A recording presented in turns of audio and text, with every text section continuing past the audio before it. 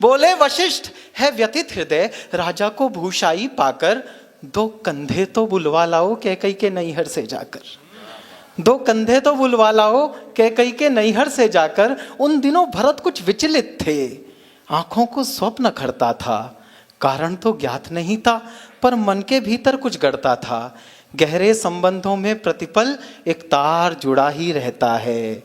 तन दूर रहे फिर भी मन से परिवार जुड़ा ही रहता है। बहुत अच्छे, क्या बात है। तन दूर रहे फिर भी मन से परिवार जुड़ा ही रहता है। सपनों में अवध उमड़ आया, घिर गए भरत उच्चाटन में। संदेश पहुंचने से पहले आभास पहुंचता है मन में। संदेश पहुंचने से पहले आभास पहुंचता है मन में। अंतस में संशय का तांडव, देहरी पर दूत अयोध्या का। सूखे पत्ते सा कांप गया वह भावुक पूत अयोध्या का। सूखे पत्ते सा कांप गया वह भावुक पूत अयोध्या का। अनुमान किया कैकई सुत ने, संयोग नहीं यह साधारण। पहले तो पूछा कुशल क्षेम, फिर पूछा आने का कारण। यह दूत कर्म था कठिन बहुत। वो दूत लंका से नहीं आया था, अयोध्या का दूत था, संवेदनशील था। यह दूत कर्म था कठिन बहुत।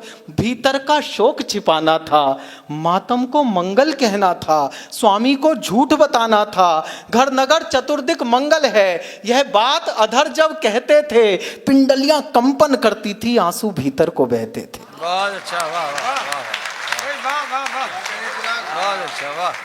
पिंडलियां कंपन करती थी, आंसू भीतर को बहते थे। हे राजकुंवर, गुरु आज्ञा से आया हूं तुम्हें बुलाने को। इसके अतिरिक्त नहीं कोई संदेश तुम्हें बतलाने को।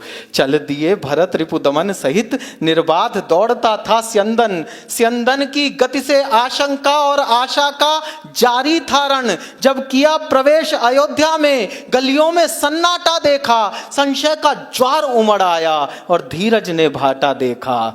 जब हम ननिहाल गए थे तब ऐसा नगरी का रंग न था। भरत सोच रहे हैं, जब हम ननिहाल गए थे तब ऐसा नगरी का रंग न था। हर चौखट इतनी मौन न थी और आंगन इतना दंग न था। जिस ओर भरत का रथ देखा, मुंह फेर खड़े हो गए लोग। कैकई सुत ने मन में सोचा, मैं मानुष हूं या महारोग। क्या बात है, वाह वाह वाह वाह।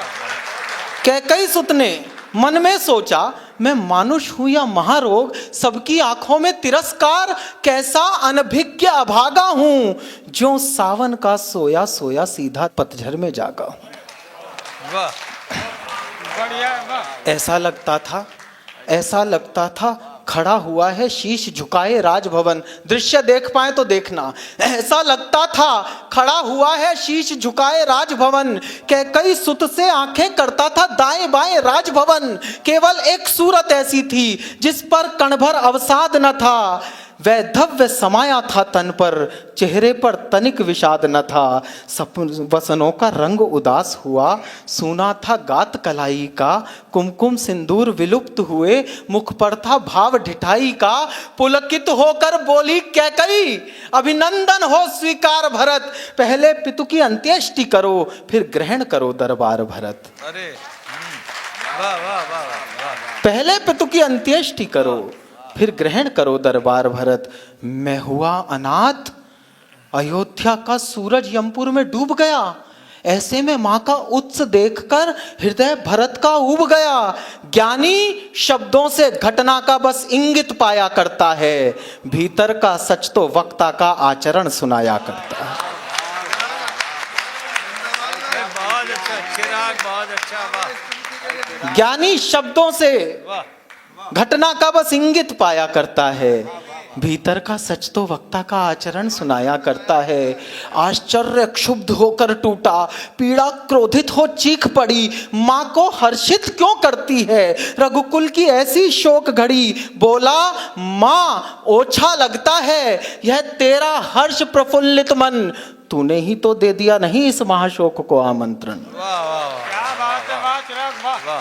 तूने ही तो दे दिया नहीं इस महाशोक को आमंत्रण। उन्माद परे रखकर संभली, वात्सल्य ओढ़ने लगी त्रिया। वाह। उन्माद परे रखकर संभली, वात्सल्य ओढ़ने लगी त्रिया, सुत की आंखों में घृणा देख भौहें सिकोड़ने लगी त्रिया। तुझको भी मैं दोषी लगती, ऐसे क्या पाप किए मैंने, राजा पर थे 2 वर उधार, अवसर पर मांग लिए मैंने।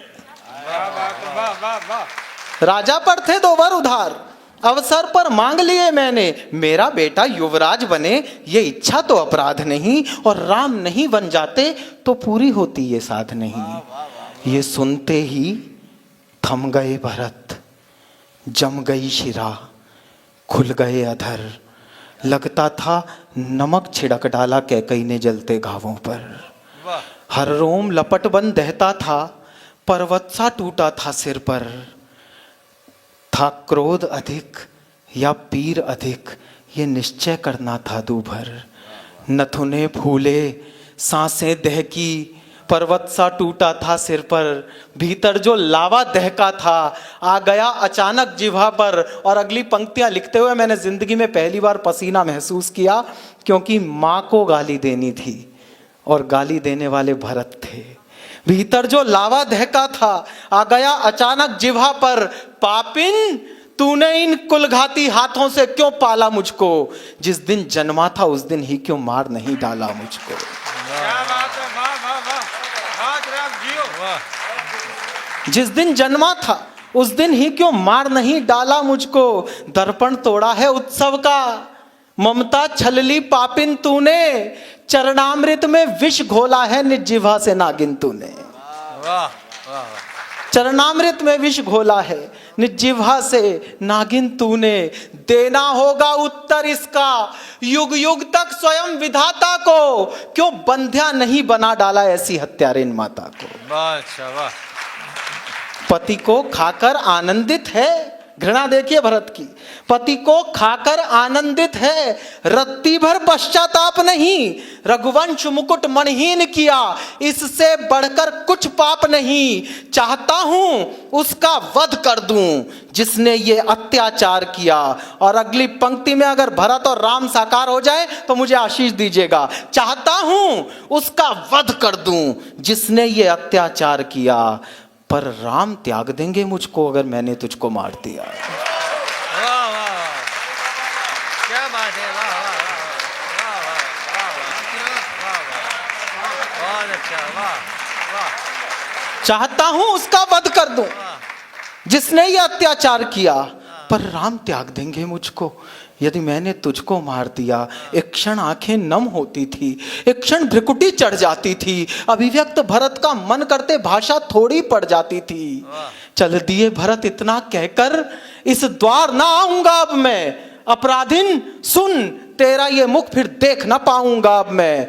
यहां तक आपके मन में कैकेयी के प्रति घृणा रही होगी, और अगली पंक्ति में मैं इस घृणा को करुणा में बदल दूं तो मुझे आशीष देकर विदा कीजिएगा। अपराधिन सुन तेरा ये मुख फिर देख ना पाऊंगा अब मैं, संतति के सुख की चाहत में नभधरा एक कर जाती है, पर बेटा अपमानित कर दे माता उस क्षण मर जाती है। बहुत अच्छा, वाह वाह वाह, बहुत अच्छा, वाह। पर बेटा अपमानित कर दे माता उस क्षण मर जाती है। सांसों के चलने पर करती संदेह रह गई कैकेयी, जब भरत देहरी लांग चले तब देह रह गई कैकेयी।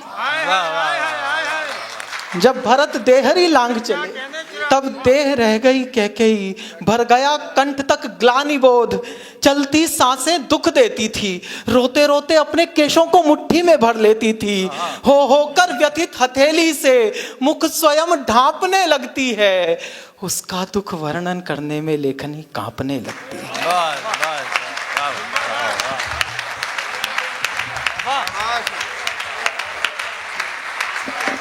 इस कविता के लिए खड़े हो जाइए आप।